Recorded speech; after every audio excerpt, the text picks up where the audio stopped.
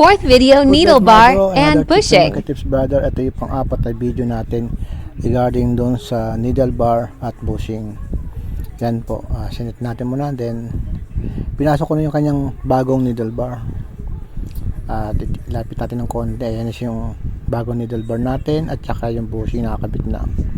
Kasi pag bago yan, smoothly dapat yan, madaling isok-sok, ipasok, ibig sabihin yan.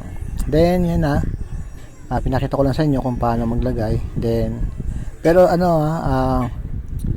disclaimer pa rin, mekaniko pa rin po mag-reset yan. Kung hindi kayo marunong, syempre iba na yung may nakakaalam po maigi. Pinakita ko lang sa inyo paano maglagay, paano magtanggal at maglagay, yan po. Pero pag kaya naman, step by step, okay naman po yan. Hindi na siya.